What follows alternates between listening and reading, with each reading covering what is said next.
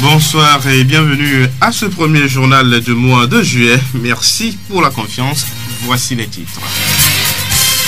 L'examen du brevet d'études du premier cycle BEPC a débuté depuis hier 30 juin au Togo. La ville de Tchévié accueille du 11 au 14 août prochain les journées de l'emploi. L'ONG Le Jourdain Vie et Santé prépare la journée Flambeau des jeunes qui va favoriser l'accès des jeunes aux services de santé sexuelle de la reproduction.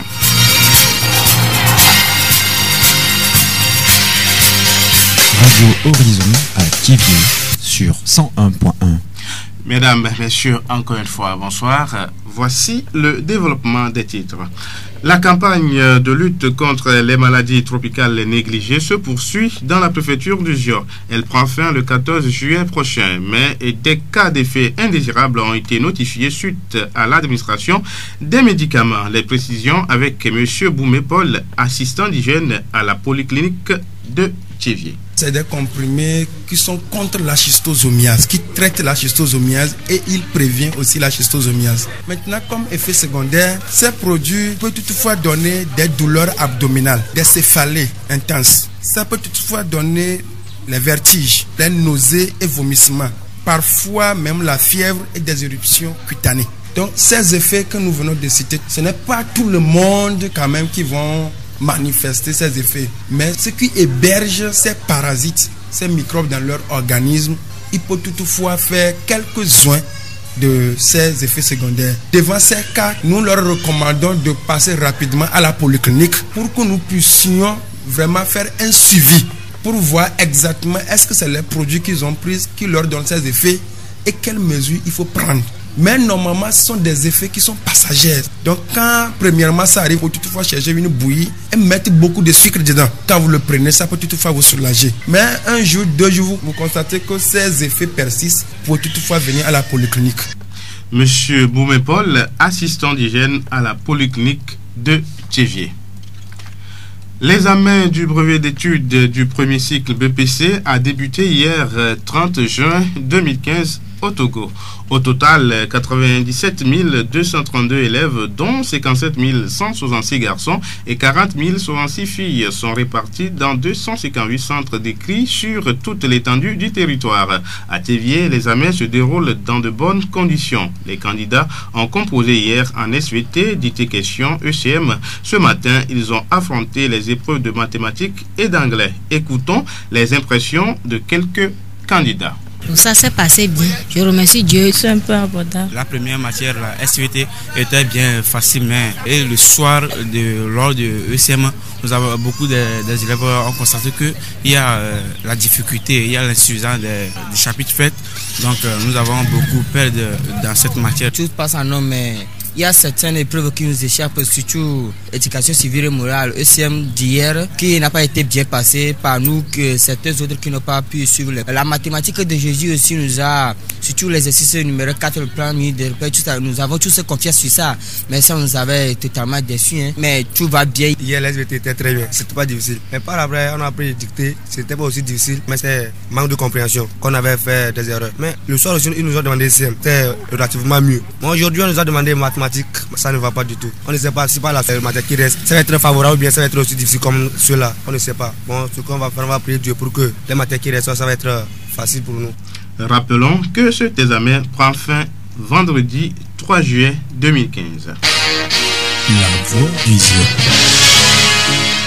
Après Kpalimé en 2014, c'est au tour de la ville de Tchévié d'accueillir cette année la journée de l'emploi. Organisée dans le cadre de la promotion de l'emploi chez les jeunes, ces journées vont réunir du 11 au 14 août 2015 à Atikoumé les jeunes et les promoteurs d'emploi. Selon Madame Gameti Stella, responsable régional maritime de l'Agence nationale pour l'emploi, ces journées vont permettre aux jeunes demandeurs d'emploi de connaître et de se familiariser avec les métiers de la ville. Une réunion préparatoire s'est tenue hier 30 juin à la Chambre de commerce de Tchévié. Madame Gameti Stella. Cette année, Tchévié et Sokode ont été retenus pour l'organisation des journées de l'emploi. Donc, nous sommes en co-organisation avec la GZ et tous les acteurs qui œuvrent pour l'emploi. Raison pour laquelle nous nous sommes rencontrés pour les premières idées de l'organisation.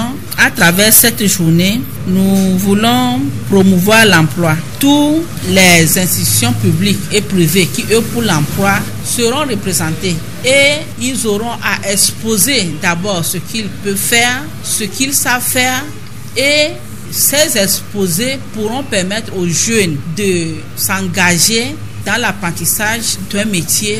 Ça veut dire que ces journées, c'est une occasion qui sera permise aux acteurs qui œuvrent dans l'emploi. Donc, ces journées permettront à ceux-là de s'exprimer.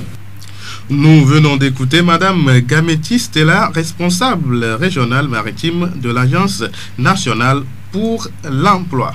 La voix du Zio.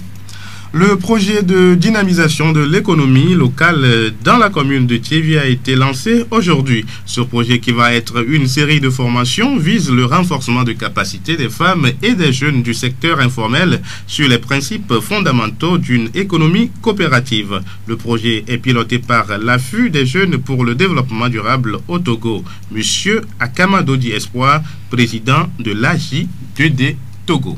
Nous voulons dynamiser l'économie locale puisque nous avons compris qu'à Thiévié, il y a la pauvreté. La pauvreté sévit de telle manière que si nous ne pensons pas à redynamiser notre économie, vous allez voir que d'ici peu, on aura plus de jeunes qui ne vont plus aller à l'école et vous allez voir aussi des femmes qui ne peuvent plus continuer leurs activités économiques. Donc nous avons initié ce programme pour former les gens sur une économie locale, coopérative. Nous sommes en train d'analyser ce que le gouvernement est en train de faire. Le gouvernement agit, mais il y a toujours la pauvreté. Pourquoi cette pauvreté? Donc nous voulons organiser les gens, former les coopératives, leur montrer ce qu'on appelle la gestion. Et si les femmes, les jeunes ont compris ce qu'on appelle coopérative, ce qu'on appelle gestion coopérative, je pense qu'ils vont pouvoir entretenir bien leur argent qu'on va leur octroyer.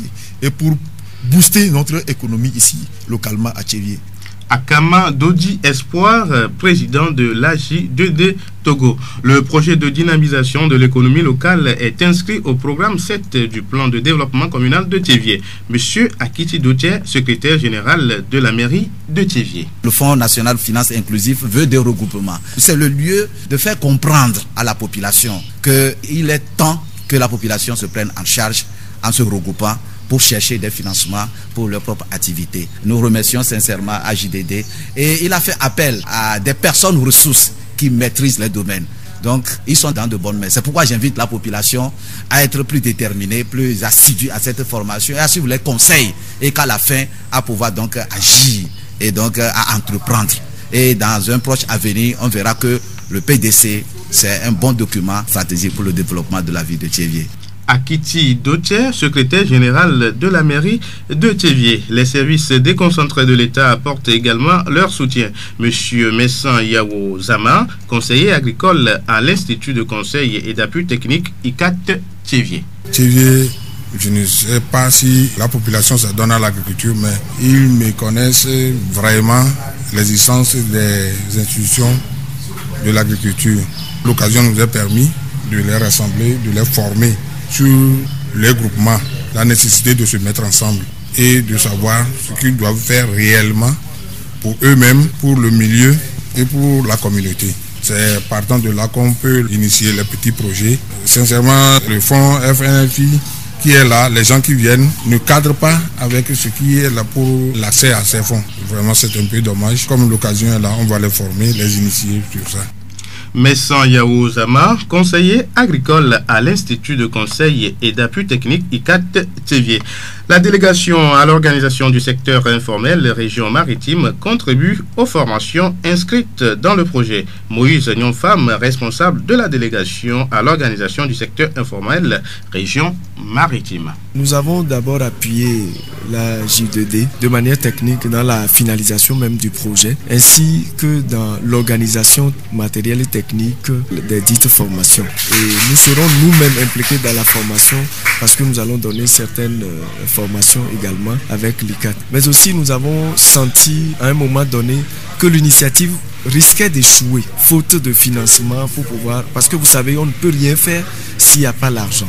Donc c'est en cela que nous avons accepté aussi accompagner financièrement la JDD dans la formation de ce jour qui va continuer donc jusqu'à ce que nous ayons formé 350 personnes comme je l'ai dit pour la première vague. Mais disons que la vraie initiative cherche à former 1000 personnes au cours de ces jours à venir. Si nous trouvons plus de moyens et nous appelons d'ailleurs d'autres personnes à mettre la main à la pâte, je crois que nous arriverons à cet objectif des 1000 personnes.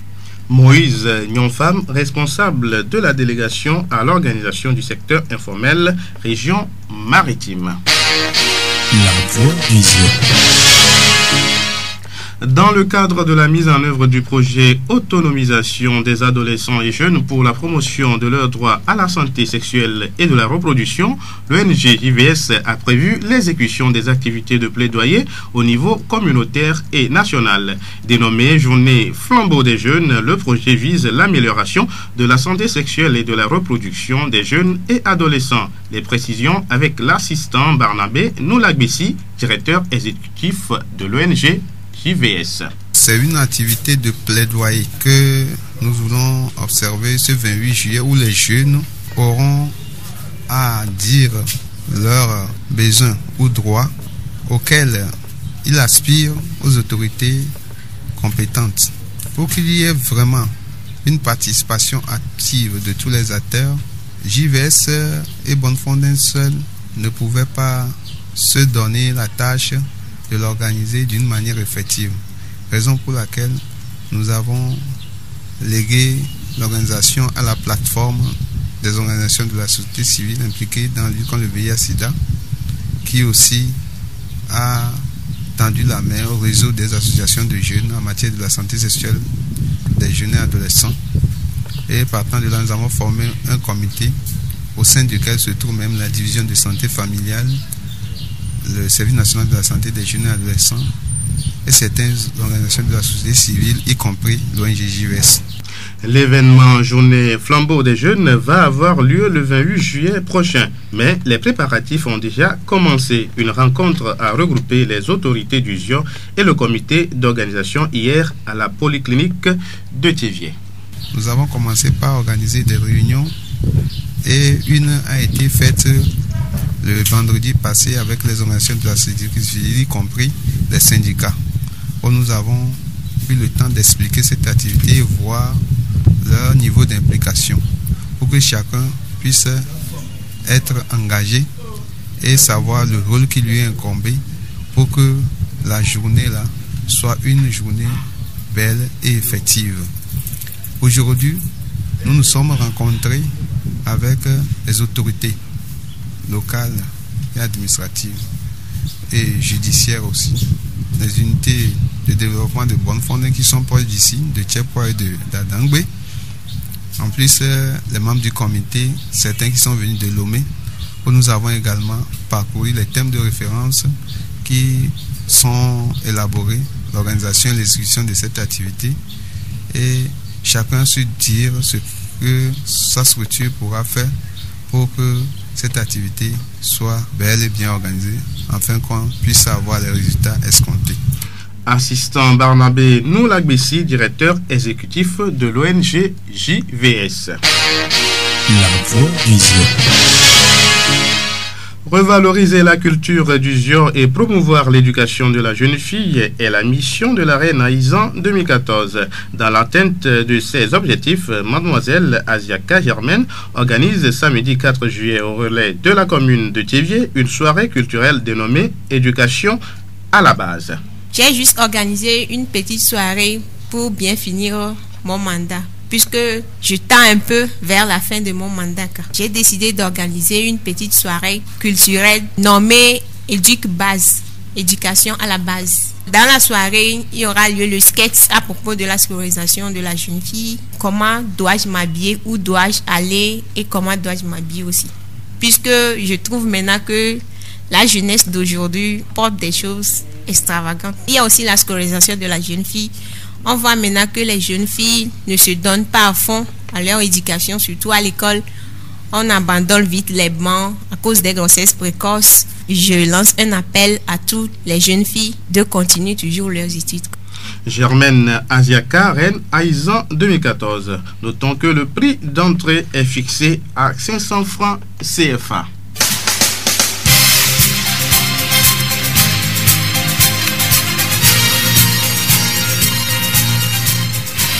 Entrevoyez la défaite et l'échec sera votre récompense. Pensez et imaginez le succès et vous réussirez. C'est d'ailleurs là votre plus grande liberté.